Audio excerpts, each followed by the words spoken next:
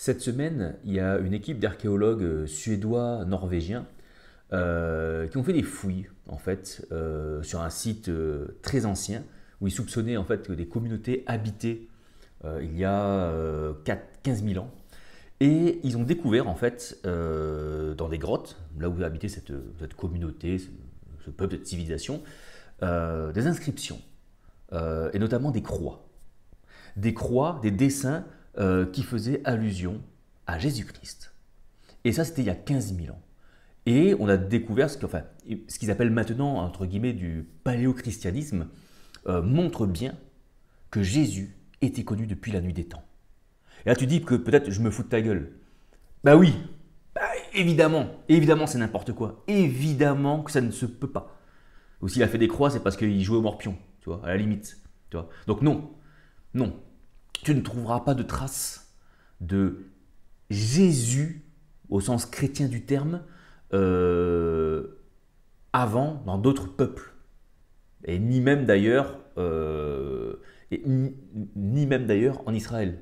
Ce n'est pas Jésus que l'on annonçait, c'était le Christ. Ah, mais c'est pareil. Bon, voilà. Mais quand j'étais bon élève évangélique, je posais cette question extrêmement pertinente. Du coup, est-ce qu'on me répétait sans cesse que c'était Jésus qui sauvait les gens? D'accord? Et je me suis dit, mais du coup, avant Jésus, comment les gens étaient sauvés? Ah, ils disent, oui, alors ils faisaient des sacrifices, autant d'Abraham. Non, mais je ne te parle pas des Juifs. Les Gaulois, par exemple. Les Gaulois, les Vikings, les Amérindiens, les Asiatiques, les Papous, les Maoris sur leur île, à l'autre bout du monde, là, eux, ils ne sont pas sauvés, eux. Alors, si, ils pouvaient. Et là, on me sortait, tu sais, le verset que Dieu a mis depuis tout temps, la conscience de Dieu en chaque homme et tout. Bon. Ce qu'il faut, ce n'est pas tant un marqueur ou un déclenchement spirituel extraordinaire qui ferait qu'il y aurait un avant et un après cosmico-spirituel qui fait qu'à un moment donné, les principes divins ont changé et que avant c'était comme ça et maintenant c'est comme ça. Avant, bon, on bricolait et depuis Jésus-Christ, il s'est passé un truc dans les cieux, ouf, c'est bon, on a changé les règles. Non, les règles n'ont jamais changé.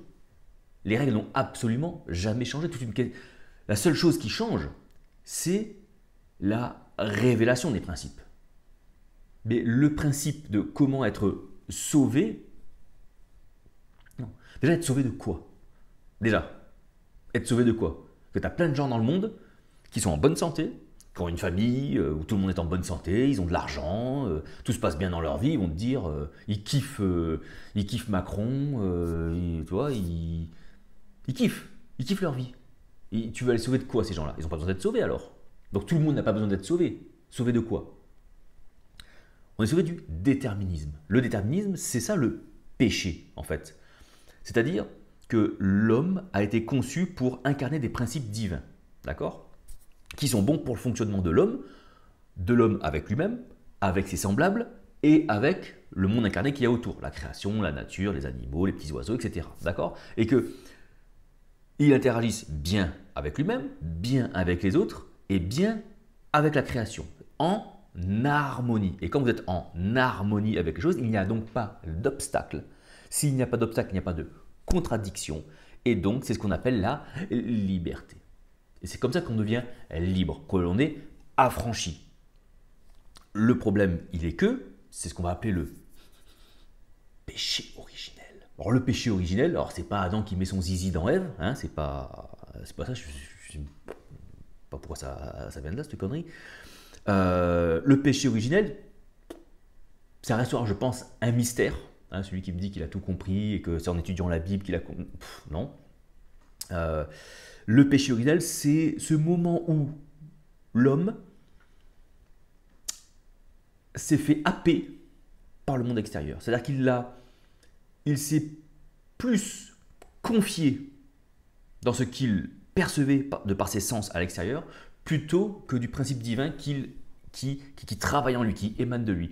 Et de ce fait, il il a péché, c'est-à-dire qu'il a raté la cible, c'est-à-dire il s'est dévié. Hein, je le dis, je le répète, le mal est une distorsion du bien.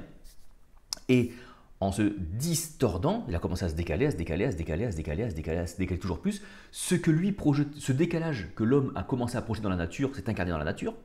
Ce décalage qui était présent dans la nature, forcément, il est revenu vers l'homme, qui comme lui était happé par ce qu'il voyait, ce qu'il entendait, ce qu'il touchait, ce qu'il goûtait, prend encore du décalé comme information, et ça rentre dans un espèce de cercle comme ça.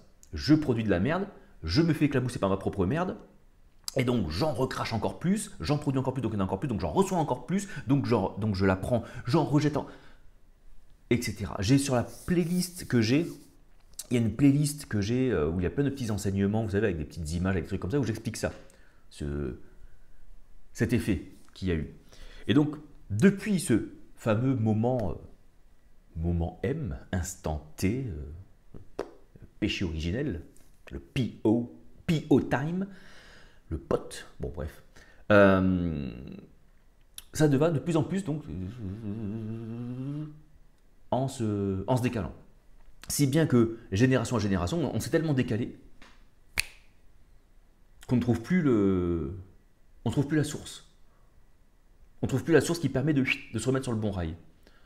Et le bon rail, ce n'est pas une question et être sur le bon rail, ce n'était pas suivre la bonne religion, d'avoir les bonnes croyances dogmatiques, d'avoir le bon, de se forcer ou de s'efforcer ou de s'obliger à appliquer des bonnes actions, à appliquer un bon comportement, alors qu'en fond de nous, on fait juste parce que pour se faire bien voir de Dieu, pour avoir une bonne conscience en fait, on fait juste pour ça, d'accord Non. La bonne source, c'est quoi? C'est revenir, c'est retourner à cette source originale, la laisser s'infuser, la laisser monter, la laisser s'incarner en nous. Ça, je l'explique dans plein de vidéos que j'ai déjà faites sur la chaîne. Et petit à petit, ça reconstruit le truc. Et petit à petit, donc ça devient un processus, c'est ce qu'on appelle le processus de sanctification, où on va se remettre tout doucement à incarner les principes divins. Voilà. Mais ça, c'est une question de révélation. C'est-à-dire que comment la personne peut le savoir, comment on en vient au fait que putain, je suis pas sur la bonne piste, il faut que je retourne à la source. En fait, c'est ça. La première étape, c'est sauver de quoi? Et donc ça, je dis, c'est que il n'y a que la souffrance qui va vous ramener sur la source. Maintenant, la souffrance peut prendre plusieurs formes. Pour certains, ça va être une souffrance psychologique, ça va être une dépression, ça peut être des crises d'angoisse, ça peut être des troubles anxieux généralisés, ça peut être, souvent on appelle un peu la nuit noire de l'âme, où on a une espèce de vide existentiel, on ne comprend plus trop ce qui se passe, parce qu'on a vécu un drame, parce qu'on a vécu des situations, et puis du coup on essaie de se raccrocher à des choses, et puis comme on essaye tout ce qui est à l'extérieur et qu'on voit que ça ne fonctionne pas, et ben, au bout d'un moment, on essaie de tout abandonner, de mettre la vraie foi en pratique et l'abandon total, et on tombe dans cette source qui est là. Parce qu'elle est là en fait, elle ne disparaît pas, elle est là. Donc quand tu lâches tout, tu ne peux tomber que dans la source. Eh oui, eh oui. Donc, mais ce n'est pas forcément la souffrance peut aussi être, par exemple, une souffrance intellectuelle. Ça peut être une souffrance de savoir. Une personne qui a une démarche honnête, qui a un intellect honnête, qui veut connaître Dieu, donc au début, il va lire des livres, des bouquins, il va prendre des dogmes, des doctrines, des trucs, des livres, il va lire la Bible à l'endroit, à l'envers, comme ci, comme ça, il va tourner dans tous les sens. Il va lire des bouquins, lire des conférences, il va piocher de partout, puis il va se dire, putain, mais personne ne dit pareil. Là, c'est comme un peu quand tu regardes des influenceurs muscu. Toi, il y en a un qui te dit l'exercice, il faut le faire avec les bras pliés. L'autre, il va dire surtout pas, il faut le faire comme ça. Il va te dire, il faut manger du riz. Il va te dire, il faut pas manger du riz. L'autre, il va te dire, c'est pas les calories qui comptent, c'est le glucide. L'autre, il va te dire, ça, c'est pas le glucide, c'est le cortisol. Non, c'est l'insuline. Ta gueule. Ça prend trop le chou. Pourquoi? Parce que comme personne n'a la science et la connaissance exacte de la chose, ils y vont par leur expérience et on ne peut pas leur en vouloir. Ils ont essayé un truc, ça a marché. Ils disent, feu. Un truc, ça a marché, analyse-le. Est-ce que c'est pas juste une forme qui a fonctionné pour toi, mais qui n'est pas universelle peut-être, qui n'est pas une obligation? Moi, j'ai eu la forme que j'ai eue dans mon parcours. Et je sais pertinemment qu'elle n'est pas la vérité de comment arriver. Ça a été ma vérité de comment j'y suis arrivé, mais elle est plus grande. Et donc, une personne qui, au bout d'un moment, va faire, ça rentre dans le psychologique d'un côté, parce que cette soif, cette quête de savoir qui va devenir une vraie souffrance, à un moment donné, les gens, ils bon, allez, stop, allez, je laisse tout tomber. Et c'est généralement quand on laisse tout tomber et qu'on s'abandonne en fait, qu'on se laisse aller, qu'on s'abandonne complètement, que l'on va trouver. Alors je sais, il y en a qui disent, oui, mais il faut chercher pour... Oui, et tu cherches quoi en fait?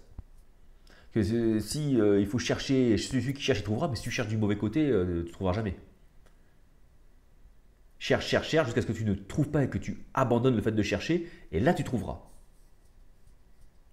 Il faut chercher, en fait, il faut juste chercher au bon endroit en fait. Si tu cherches à l'extérieur, c'est foutu. On cherche à l'intérieur de soi. Le problème, c'est qu'à l'intérieur de soi, il y a plein de merde. Il y a plein de trucs qui sont mis. Des expériences de vie, des croyances, des trucs comme ça. Donc, souvent les gens dans les régions vont dire non, il ne faut pas aller à l'intérieur de toi. À l'intérieur de toi, c'est le mal. À l'intérieur de toi, c'est sale. Il n'y a que Dieu qui peut te purifier. Bah oui, justement. S'il n'y a que Dieu qui peut me purifier, il faut que j'aille le voir.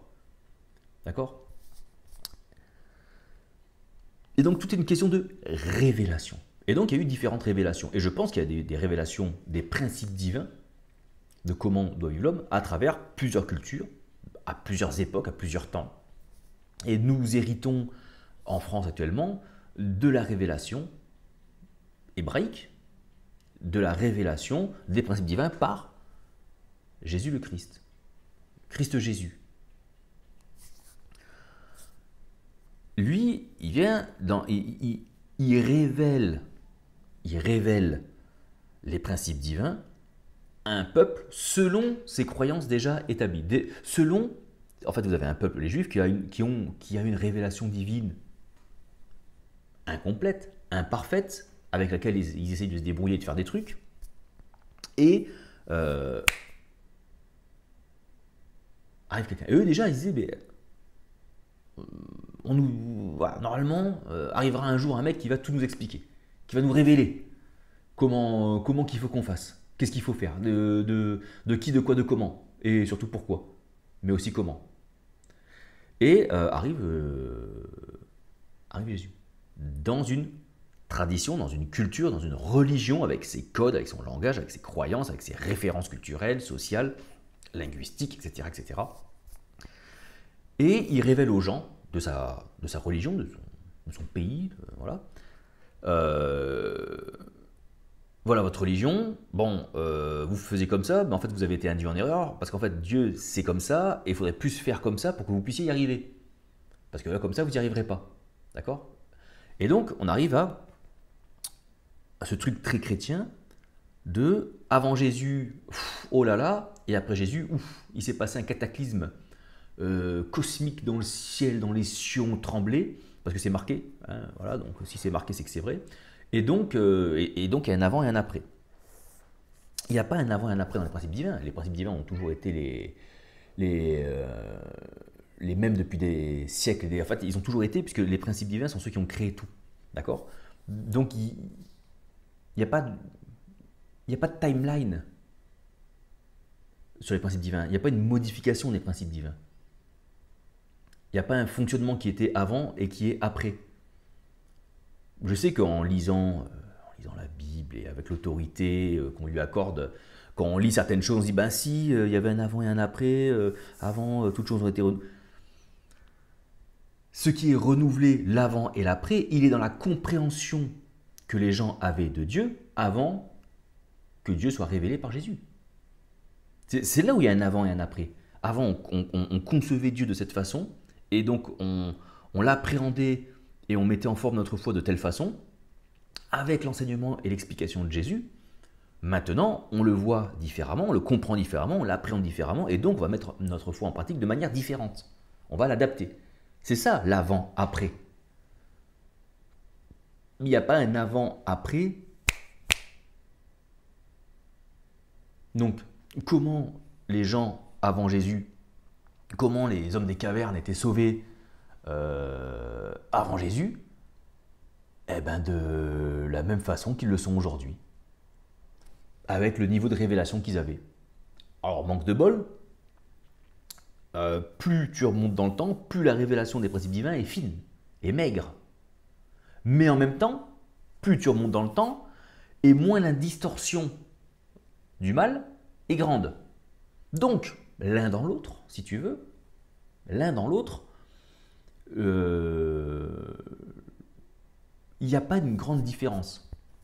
Alors, si tu veux, il y a 10 000 ans, ton principal souci, ce n'est pas d'acheter le dernier iPhone 16, ce n'était pas de retweeter le dernier truc de merde de LFI ou du RN, c'était pas de ne pas rater le dernier jour des soldes à Primark, non, c'était de manger. Parce que sinon tu mourrais. C'est très con comme truc, hein. Si tu manges pas, tu meurs. Hein. Oui, je sais, il y a des spécialistes du jeûne, mais si tu manges pas, tu meurs. Hein. Vas-y, fais un jeûne de 3 ans, tu vas voir, tu vas mourir à un moment donné, tu vois. Donc, leur principal souci, eux, c'était de manger. Donc, si tu veux, la perception qu'ils avaient des choses était assez simple. Vivre. Point barre. Tu vois, c'était juste vivre. Parce que quand tu sors, bon, toi, il faut que tu fasses attention aux OQTF avec des couteaux et aux bagnoles et aux mecs qui roulent avec des motos et la roue avant en l'air. Donc, parfois, il faut que tu fasses un peu attention. Bon, eux, quand ils sortaient, il fallait qu'ils fassent gaffe à des animaux qui n'étaient pas très sympas. Voilà.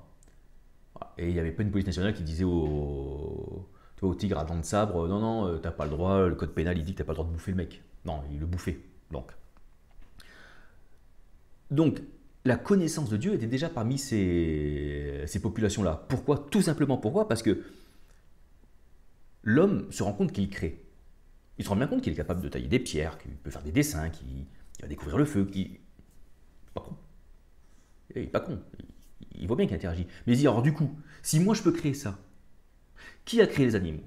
Qui a créé la montagne? Qui a créé la terre? Qui a créé le ciel? Et quand il fait nuit, pourquoi j'ai une boule de feu quand il fait jour? Après elle disparaît, il y a une autre petite boule plus blanche qui éclaire un petit peu la nuit, et puis parfois elle est grosse, parfois elle est petite, ça fait des cycles. Toi. Et donc ça se pose des questions. Et donc ils ont une révélation de Dieu par rapport juste à la création. Il n'y a pas de dogme, il n'y a pas de doctrine. Ils appréhendent Dieu juste avec l'observation de la nature. Et donc, il se crée un Dieu à cette image-là. Plus tard, ça c'est un peu ce que je raconte dans mon deuxième livre, dans le deuxième livre que j'ai fait qui s'appelle tout simplement Dieu, et ben les gens vont commencer à se mettre en communauté. Ils vont commencer à faire des villages, des petites communautés, des petites civilisations. Et là, l'esprit hiérarchique, si tu veux, il commence à se mettre en place. Tu vois. Et donc, on voit comment ça fonctionne. On se dit, bah, du coup, si on interagit nous comme ça avec un système de hiérarchie, c'est que Dieu doit être aussi un haut hiérarchique. Tu vois. Et donc, on commence à créer le Dieu hiérarchique, le Dieu roi. Tu vois. Et en fait, on a toujours anthropomorphisé Dieu. Putain, j'adore quand j'arrive à me dire ce mot du premier coup. On a anthropomorphisé Dieu 2 fois. Je maîtrise ce terme. En fonction de ce que l'on vit, en fonction de ce que l'on observe du monde. Et plus on observe le monde pour projeter Dieu, et plus on se décale. Parce qu'il faut observer Dieu pour voir le monde selon Dieu. Pour brosser le truc. Là, le problème, c'est que c'est comme si l'homme ouvrait les yeux, et c'est pour ça qu'il y a le mythe de la Genèse. Parce que j'espère encore qu'il n'y a pas des gens qui croient que Adam et Ève, c'était des vrais gens quand même. Si, Adam et Ève, c'est pas des vrais gens. C'est une histoire, c'est une image, c'est un mythe. Mais ce n'est pas parce que c'est un mythe et que c'est une histoire qui n'a pas existé que dans le message, il n'y a rien à prendre. Donc c'est pas parce qu'ils n'ont pas existé que c'est un mensonge. Ils n'ont pas existé, on n'est pas des teubés, on se doute bien qu'ils n'ont pas existé. C'est une façon de raconter quelque chose. Et donc en gros, l'homme a bien été créé à un moment donné, d'accord? Moi je pense qu'il a été créé par l'évolution tout simplement. Mais dans son évolution, hein, machin, dans son évolution, arrive un moment donné où arrive cette connaissance de Dieu, cette conscience du divin. Et c'est là où, pour moi, l'homme commence. C'est ça la toute première révélation. C'est au moment donné où il arrive à capter les choses.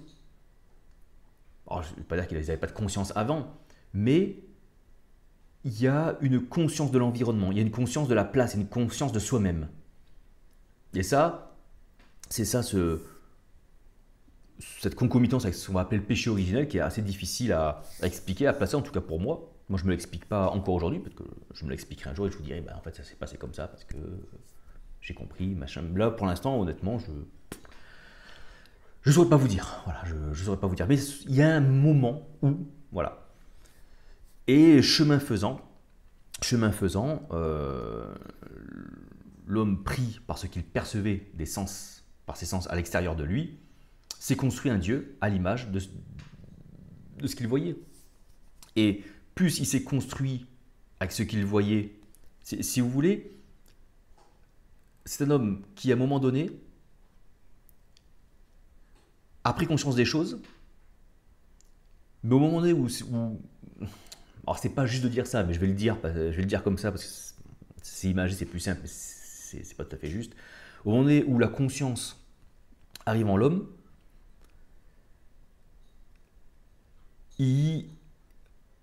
comment dire, c'est comme s'il ouvrait les yeux et qu'il était là pour la première fois. Donc Dieu est en lui, il est pleinement en lui.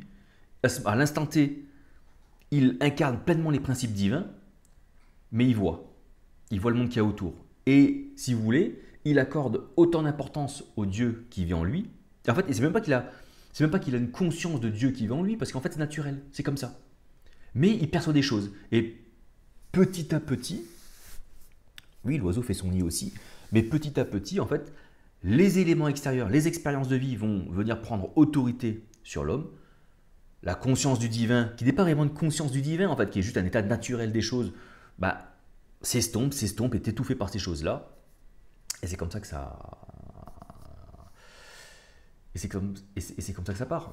Et en même temps, dans l'expérience de vie, dans toute l'humanité, dans toute civilisation, se trouvent des moments de révélation divine. De personnes, de gens qui vivent une souffrance de savoir, une quête de savoir, une souffrance liée à un traumatisme, il y a plein de choses, et qui se disent mais la vie c'est de la merde, machin, et qui vont soit méditer, qui vont essayer de retrouver un sens, et se disent bah, il m'arrive peut-être tellement de merde que je vais me couper du monde. Je vais me couper, je vais me retirer dans une grotte là, et je vais me mettre au calme. Je vais rester seul avec moi-même, et je vais voir si en restant seul avec moi-même, en me mettant dans une zone blanche, en me coupant de toute la merde, qu'est-ce qui se passe? En faisant cela, des personnes ont réussi à faire ressurgir, entre guillemets, ou à ressaisir des principes divins. Pas intégralement, pas de façon parfaite, parce qu'ils avaient leur filtre, parce qu'on a tous notre filtre, mais ils ont saisi des choses. Et certains les ont gardés pour eux. Ils ont dit, bah, c'est cool, je kiffe ça, et puis ils restent dans leur petite cahute au fond du bois, dans leur petite grotte au fond de la forêt, et puis ils font le petit potager. Et puis comme ils sont pleins de sagesse, de temps en temps, il y a des gens qui viennent les voir, les villageois ils viennent les voir, oh là là, c'est un oracle, un druide, un sage, un mage, je sais pas comment on appelle ça, quoi, machin. Et ils vont le voir et puis ils leur donnent des bons conseils. Fait, bah, en fait, si vous voulez vivre bien dans ce domaine-là, il faudrait faire comme ça, parce que cette personne-là a saisi des principes divins. Et donc elle les distille, elle les enseigne aux gens. Bon. Ce qui aurait été bien, c'est qu'il explique aux gens comment lui, il a eu ces principes-là. Ça aurait été mieux. Et ça, c'est le problème des religions. Les religions expliquent ce qui est bon ou pas bon de faire. Et même là, hein, ça se plante quand même pas mal. Mais ce que devraient mieux faire les religions, alors oui, ça met un cadre, ça met comme un garde-fou si tu veux dans une société, et c'est très bien, mais son rôle premier, c'est pas ça. Son rôle premier, c'est pas de dire aux gens c'est bien, c'est mal. Le rôle premier des religions, c'est d'expliquer aux gens comment incarner Dieu. Incarner Dieu, les principes divins, la vie, le cosmos, l'univers, la vie, la lumière, tu l'appelles comme tu veux, hein, ça n'a pas de nom, hein, vraiment. Dieu, c'est un terme que l'on met là-dessus, quoi. Et petit à petit, et puis arrive, et puis dans la civilisation hébraïque, qui a des révélations par des prophètes qui saisissent plus ou moins des principes divins, qui les proclament aux gens. C'est ça, prophète. Hein. Prophète, c'est celui qui proclame la parole de Dieu. C'est pas un mec qui voit dans le futur. Non, je dis ça pour ceux qui pensent que un prophète, c'est pas quelqu'un qui voit dans le futur. Je prophétise sur ta... Non. Un prophète, c'est quelqu'un qui proclame la parole de Dieu. Ah oui, mais Dieu, il peut proclamer sur ma vie dans le futur? Non. Il peut donner de l'espérance, de l'espoir. Faut pas que tu baisses les bras. Voilà. Puis souvent, c'est un peu du flanc, parce que c'est plus de la psychologie qu'autre chose, mais un prophète n'est pas, c'est pas quelqu'un qui voit dans le futur. Un prophète, littéralement, c'est quelqu'un qui proclame publiquement une parole de Dieu qu'il a reçue. Bon, qu'il peut recevoir pour une personne, un truc comme ça honnêtement, les principes divins, bien qu'ils s'appliquent à une personne, sont universels. Donc, proclamer des principes divins sur quelqu'un, c'est proclamer des principes divins qui appliquent à ta vie vont faire ça chez toi. C'est tout. C'est tout ce qu'un prophète, dans l'idée de ce qu'on en a fait aujourd'hui, des prophètes, c'est ça que ça pourrait faire. C'est-à-dire, je proclame des principes divins que si tu les appliques dans ton contexte à toi, ça va t'amener à ça. D'accord?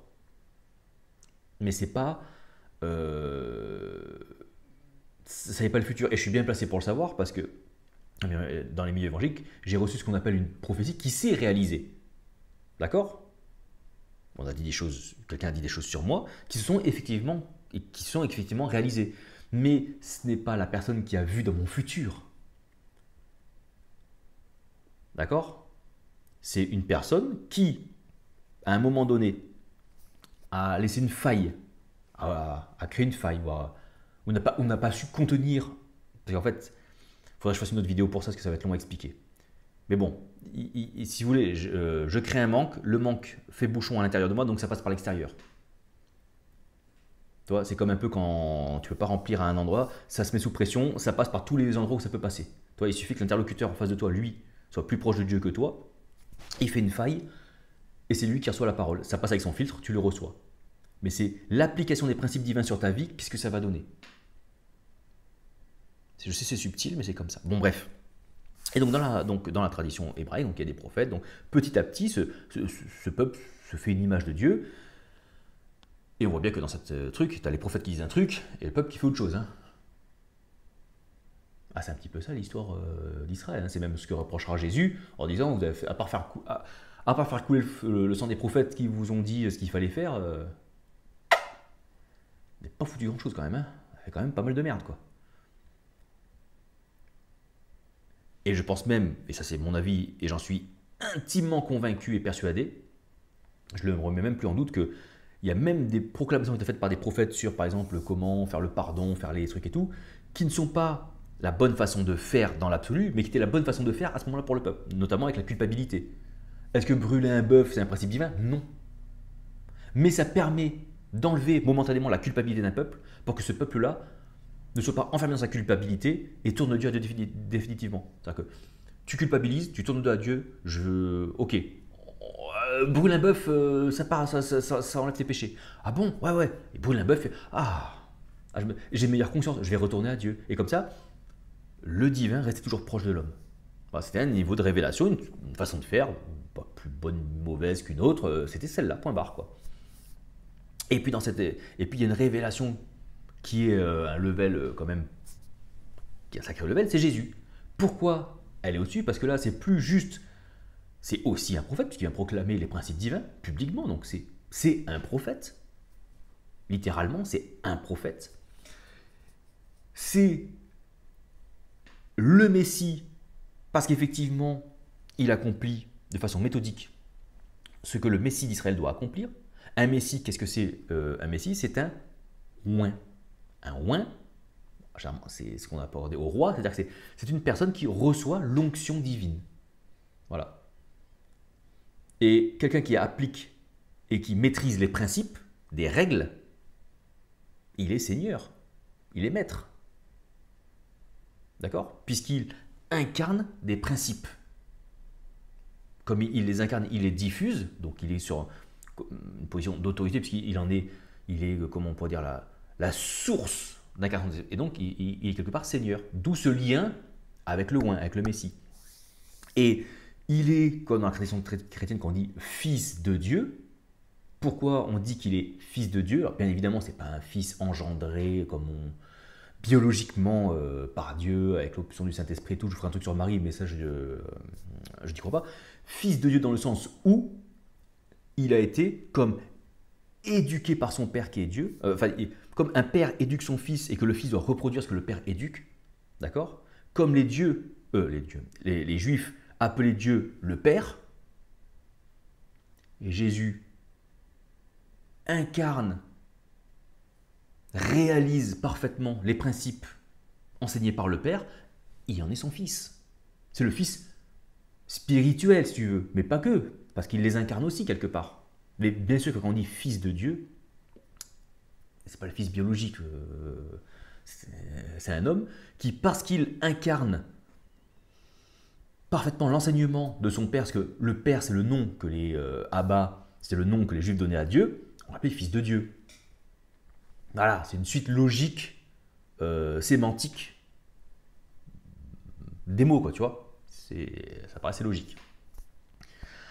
Et maintenant, on va dire qu'il est Dieu. Pourquoi on va dire qu'il est Dieu? Parce que en incarnant les principes divins, il incarne visuellement, en fait, c'est Dieu visuellement. Bien sûr que ce n'est pas Dieu dans l'absolu. Jésus n'est pas Dieu dans l'absolu. Il en est la représentation, parce que la seule façon de représenter, la seule façon que par laquelle Dieu peut se rendre visible, c'est par l'incarnation. D'accord? Comment je pourrais Est-ce que je pourrais faire une petite métaphore? Le vent. Voilà. Le vent, tu ne le vois pas. Le vent, visuellement, je te mets dans un truc où il n'y a rien, il y a du vent, tu ne vas rien voir. Là où tu vas voir qu'il y a du vent, je te mets dans une grande bulle en verre, ultra transparente. D'accord? Ultra transparente. Tu es tout seul dedans. Tu sais même pas qu'il y a du verre, tellement c'est transparent, tu vois. Et dehors, il y a du vent. Et dehors, tu es dans le vide. Tu es dans le vide absolu.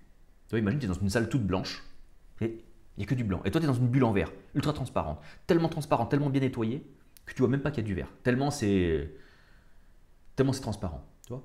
Et dehors, en dehors de la bulle, il y a un vent à 300 km/h, tu vois. Comment tu sais qu'il y a du vent dehors? Tu sais pas. Maintenant, on met un arbre dans cette salle. Là, tu vas voir les branches. Là, je fais les branches, là. Les branches, elles bougent avec le vent.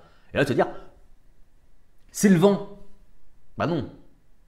C'est l'effet du vent, tu vois. Mais tu vas dire, c'est le vent. Jésus, c'est Dieu. C'est dans la même idée. Tu vois, c'est des raccourcis. Le problème des raccourcis, c'est que quand tu expliques pas comment t'es arrivé au raccourci, bah, ça fait des dogmes de merde. Hein. Et quand tu prends un raccourci, c'est bien. Il faut expliquer aux gens que tu as pris un raccourci, sinon ils ne vont pas comprendre. Non, mais comment tu as fait pour arriver de là à là, en fait Je suis là. Ah, bah il est là, bah du coup. Non, il faut expliquer le raccourci. Eh oui. Ah oui, il faut l'expliquer le raccourci, sinon tu vas pas comprendre les choses. Et donc, dans cette histoire-là, le Messie, c'est pour ça que Jésus fait très attention à. On le voit partout dans les évangiles, hein, que Jésus met un point d'honneur à réaliser les prophéties concernant le Messie. Par exemple, il aurait pu rentrer dans Jérusalem comme ça. Il fait non, le Messie le Messie à la fin de l'histoire, il doit rentrer à Jérusalem sur un âne. Va chercher un âne, tu expliques au mec que le Messie est là, et si le mec il est allé à la synagogue, il connaît le texte, il va comprendre pourquoi on lui demande un âne. J'ai déjà la réputation de Messie, hein, c'est un bruit qui circule. Les gens m'acclament tel que. Et il va vite comprendre qu'il me faut un âne. C'est pour ça qu'il dit allez chercher l'âne qui est en bas. Je pense qu'il l'avait déjà repéré avant, Jésus. Oui, mais évidemment. Et l'homme saura quoi faire. Parce qu'il comprendra. Vous êtes des gens connus. Dans Jérusalem, ça parle. Il y a eu le procès, tout ça. Enfin, le procès, voilà. Pas encore, mais voilà. Ça commence déjà à parler, qu'il a acclamé. Donc Jésus est connu. Certains disent que c'est le Messie, mais ils savent pas trop, mais ils espèrent quand même que c'est le Messie qui va les libérer des Romains. Grossière erreur. Et donc il faut chercher un anon. Un anon. Comme ça, il rentre avec son petit anon. Comme c'est dit. Et le Messie doit mourir. Je vais à la mort. Enfin bref, voilà. Et puis, donc, dans le truc chrétien, on dit, bah voilà, Jésus est mort, il est ressuscité. Il a pris nos péchés, et depuis cet instant-là, c'est plus pareil. Si, c'est exactement pareil. Jésus est mort, il a ressuscité, mais rien n'a changé. Ce qui a changé, c'est la compréhension des gens. C'est-à-dire que il ne faut pas oublier que cette histoire-là, c'est dans un cadre juif. hébraïque, Torah, religion juive antique d'il y a 2000 ans. Si tu ne mets pas ces lunettes-là, c'est foiré. Si tu ne mets pas les lunettes d'un juif d'il y a 2000 ans, tu ne peux pas comprendre l'histoire. Tu ne peux pas comprendre, tu vas mal la comprendre. Oui, je sais, c'est déjà fait. Oui, je sais. Et puis on perpétue ça depuis 2000 ans, je sais. Mais il faut mettre les lunettes d'un juif qui habite Jérusalem ou la Judée il y a 2000 ans. Si tu mets pas ces lunettes-là, tu rates l'histoire. Donc, je suis un juif qui espère que le Messie va me libérer, va me révéler Dieu, qu'il va me libérer de mon état de péché, de ma culpabilité vis-à-vis de Dieu, parce que parce que je fais des choses qui ne sont pas dans l'ordre moral de ma religion, qui est censé être l'application des droits divins, machin, machin, machin. Donc voilà, on n'est pas bien. Et donc, cet homme-là, c'est le Messie. Et qu'est-ce qui va se passer au moment où il va juste mourir? Quand il accepte de mourir, le Messie meurt. Ceux qui sont repartis déçus, dépités, n'ont pas compris. Ils n'ont pas compris. Parce que le Messie meurt. Dans l'histoire juive, le Messie meurt. Il ressuscite après. Mais pour ressusciter, il faut d'abord mourir. Quel scoop! Mais pour ressusciter, il faut d'abord mourir. Oui, il faut faire les choses dans l'ordre. Hein. À un moment donné, bon voilà. Et donc à ceux qui s'arrêtent juste là et qui partent, et c'est ce que font tous. Donc on se dit que finalement, pas grand monde a compris finalement ce qui se passait. Et il y en a quelques-uns qui percutent et disent putain, mais en fait là, il a pris nos péchés. Ce qui se passe là, c'est qu'en fait, tout notre système de croyance et tout, même notre état de péché, notre état de péché, c'est quoi? C'est notre culpabilité à ne pas être capable de vivre selon la morale religieuse. Jésus, qu'est-ce qu'il fait dans son enseignement? Il remet ce que c'est la morale religieuse. On vous a dit de faire ça, c'est pire en fait, faudrait même pas faire ça. Le mec il se dit, putain, ah ouais, je pensais que faire ça c'était mal, mais si même juste faire un dixième de ce que je pense être mal, c'est pire que le mal, comment je fais? Mais comment je fais? J'ai dit, en fait, vous pouvez rien faire. Il n'y a que Dieu qui peut faire. En fait, si vous ne laissez pas Dieu vous incarner, c'est mort. Et pour cela, il va falloir prier, c'est-à-dire qu'il va falloir vous abandonner à Dieu. C'est ça qu'il va falloir faire. C'est ça qu'il leur enseigne. C'est juste ça qu'il leur enseigne. Et cet enseignement, il sera mis en pratique à partir du moment où tu donnes autorité à Jésus. Et quand Jésus va jusqu'à la mort, il valide le statut de Messie, il valide son enseignement. Et c'est ça qui fait basculer les Juifs qui auront cru en lui. Ceux qui ont cru en lui sont sauvés. Ceux qui ont cru en son enseignement sont sauvés parce qu'ils vont le mettre en pratique et ils ont la clé pour se sauver du déterminisme. Ils ont la clé pour retourner à la source et réincarner les principes divins. Il y a plein de détails dans l'histoire. Je ne vais pas pouvoir en parler là, sinon je suis obligé de faire une vidéo de 6 heures, tu te doutes bien. Et ça sera aussi le sujet du livre que je suis en train d'écrire. Et ça, c'est une révélation. Mais en fait, il ne s'est rien passé dans l'espace. Oh oui, je sais, le ciel a tremblé, les orages sont venus.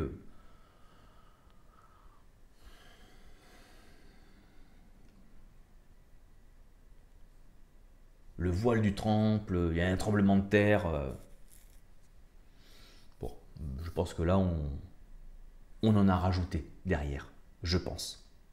Je pense qu'on en a rajouté derrière. Voilà. Pour marquer le truc, c'est waouh, c'était vraiment le Messie. C'était vraiment le Messie. Ah, oui, mais ils le savent justement parce que le ciel gronde et tout. Non, non, non. Ils le savent parce que tout ce qui était dit se réalise. Il est mort, l'eau jaillit, il tire ses vêtements, voilà, les os se brisent pas, bon, voilà, tous les trucs comme ça. Et le Messie devait mourir. Et là, ils voient que le mec est allé jusqu'à la mort. Jésus n'est pas l'un de ces imposteurs, l'un de tous ces messies qui grouillaient en même temps que lui un peu partout dans le désert, qui se disaient être le Messie. lui c'est le seul qui est parti mourir en fait. C'est le seul qui a accompli la volonté messianique jusqu'à la mort. C'est ça la grande différence. Et en accomplissant ça jusqu'à la mort, il y a ceux qui n'ont pas compris, qui ont dit « Ah, il est mort, il ne nous a pas libéré des Romains ». Ah oui, si tout ton espoir était là-dedans, forcément, la déception est énorme. Et donc tu retournes à Emmaüs. Hop, dégage. D'accord? Ou alors, il y en a qui ont compris et qui disent « Waouh, le mec, il a pris tous nos blessures, nos blessures, il a tout pris. En fait, il a tout pris sur lui. C'est-à-dire qu'il a accepté le sacrifice du Messie pour nous donner son enseignement. Parce que s'il n'avait pas fait ça, s'il n'était pas allé jusqu'à la mort, Jésus, on aurait dit quoi? On aurait dit, blaireau, bouffon, ouais, bouffon, t'es bouffon toi, t'es même pas jusqu'à la mort, t'es pas le vrai Messie, Zarma, tu vois? Et donc tout ton enseignement va te faire foutre. T'es pas jusqu'à la mort, t'es pas le vrai Messie, t'es un imposteur, dégage avec ton enseignement. Et l'enseignement de Jésus est tellement précieux.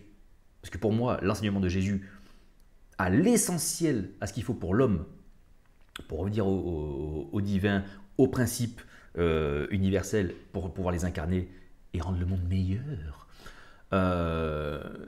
que ça l'obligeait à aller jusqu'au bout. Et ce qu'il dit, il dit et Jésus, c'est là où on voit que c'est un homme dans le jardin, quand on rapporte que il n'est pas fanat quand même il n'est pas fanat d'histoire. Depuis le début, il le sait. Depuis le début, il le sait. Quand je serai plus là, quand je serai parti, quand j'irai rejoindre mon père, il dit ah mais c'est par où que tu vas et tout. Et, non, tu comprends pas, tu pourras pas y aller toi. Mais et à un moment donné, il dit dans le jardin, enfin bon, si tu voilà, il dit moi j'ai pas envie de mourir. Jésus, j'ai pas envie de mourir. Mais ce qui importe, c'est la volonté de Dieu. Et la volonté de Dieu, c'est quoi? C'est que tout le monde arrive à la connaissance de Dieu. Et pas la connaissance dogmatique, théorique, de savoir des choses sur Dieu. Non, de connaître Dieu, de le connaître dans l'intimité, de le connaître par l'expérience ultime de Dieu. C'est-à-dire l'expérience de la rencontre quotidienne, de la rencontre de ce qu'on appelle l'union mystique. Voilà. Mais qui n'est pas juste une expérience à un instant T, qui est l'expérience continue de Dieu en fait. Voilà. Et donc en fait, le chrétien, c'est-à-dire le chrétien, c'est celui qui est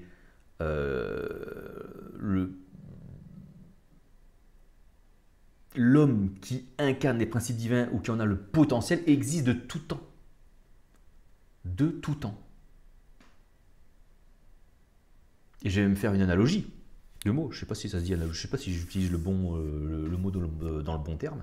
Je voulais faire une vidéo courte, 42 minutes, putain. Le chrétien est celui qui incarne les principes divins. Comment il les incarne? Parce qu'il se met dans une position hiérarchique. C'est-à-dire qu'il ne donne plus autorité au monde extérieur, il donne autorité au divin. Et comme il se soumet à cette autorité-là, mais il ne se soumet pas dans le sens péjoratif qu'on peut comprendre aujourd'hui, comme ah ben, je me soumets, je me soumets. Non, il se soumet comme, par défaut, ma télécommande est soumise à la gravité. Elle ne se dit pas oh, fais chier à la gravité, je vais me soumettre à la gravité. Non, elle est soumise à la gravité par nature. Le chrétien est quelqu'un qui est soumis à Dieu parce que c'est la nature des choses en fait. Et c'est ce que veut dire le mot musulman. Soumis à Dieu. Et ce n'est pas une soumission dogmatique, une soumission à une morale, une soumission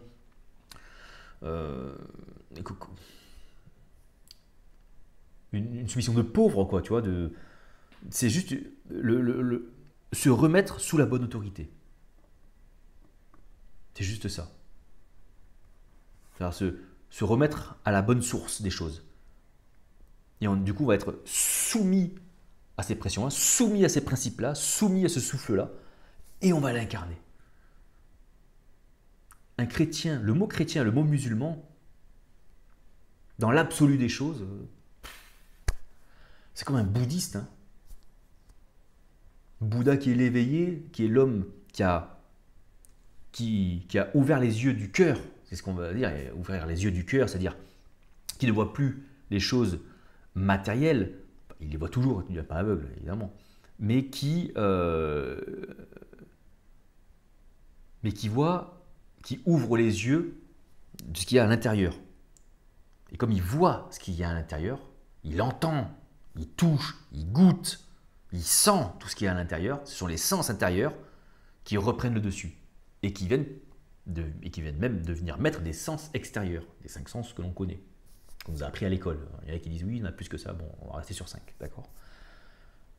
Et donc, voilà, un chrétien, musulman, bouddhiste, puis il y a d'autres mots, d'autres termes, parce que les langues sont construites tantôt d'une façon, tantôt d'une autre. Ces différentes traditions, différents morceaux, blocs de révélation divine. Alors, certaines sont plus... Comment je pourrais dire ça? Même pas, c'est pas une question de plus juste que d'autres ou pas, sont plus pertinentes, voilà. Je pense qu'il y a des révélations qui sont beaucoup plus pertinentes, beaucoup plus atteignables, beaucoup plus compréhensibles que d'autres, et donc que je dirais que je classerais de meilleurs, mais pas dans le meilleur dans le sens de valeur, meilleurs dans le sens qu'elles sont plus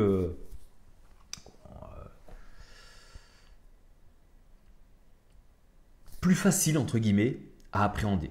Voilà. Elles ont un côté plus pédagogique. D'accord? Et je pense que le christianisme a sa source, paléo-christianisme, c'est la boutette de la vidéo, c'est ça en fait. C'est le christianisme avant qu'on en fasse tout ce qu'il est aujourd'hui. En fait, c'était ni plus ni moins que l'homme qui incarne les principes divins. Pourquoi? Parce qu'il est musulman, soumis au truc, et en fait, c'est concomitant. Tu es à la fois chrétien parce que tu es musulman, tu es à la fois musulman parce que tu es chrétien. Non pas dans les dogmes et les doctrines qu'on donne aujourd'hui, je parle à l'origine, avant que ces mêmes mots n'existent, avant que ces mots, que ces termes-là n'existent. Et tu étais aussi bouddhiste. Voilà.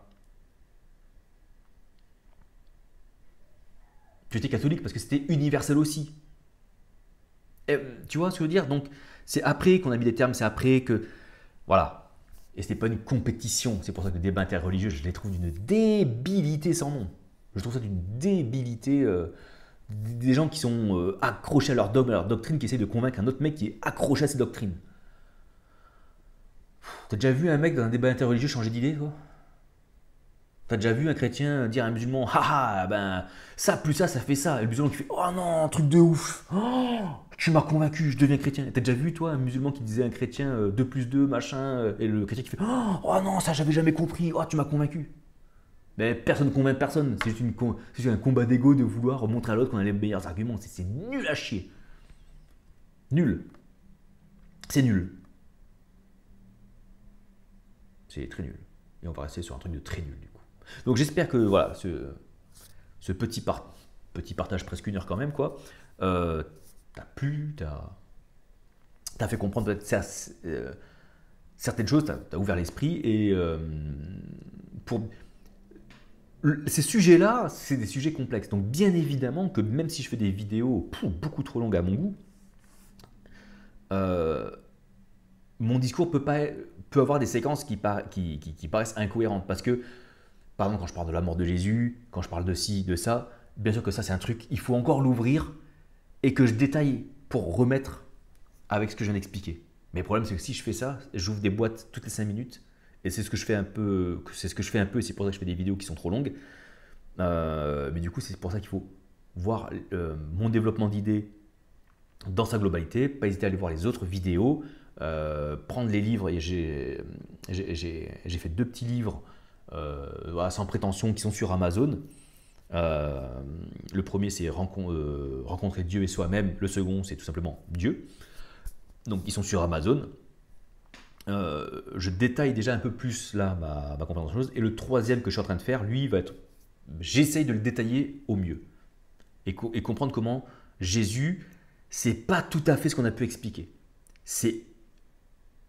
ça paraît hérétique sur le début, mais en fait, quand on lit à la fin, en fait, c'est encore mieux. Ce qu'il a fait, c'est... En fait, ça le démystifie. On dit, oh, c'est que ça finalement? Ouais, mais regarde, en fait, c'est encore mieux au final.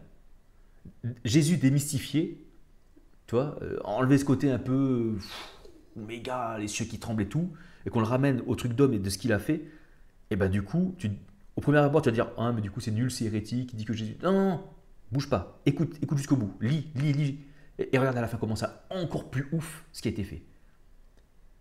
Du coup, c'est encore plus atteignable, c'est encore plus concret pour toi. C'est encore plus pour toi à prendre en fait. On le ramène encore plus près de toi. Et tu peux y entrer. Enfin bref, voilà. Sur ce, merci pour votre attention, qui a dû être longue. Et à très bientôt pour un prochain partage. Ciao, ciao.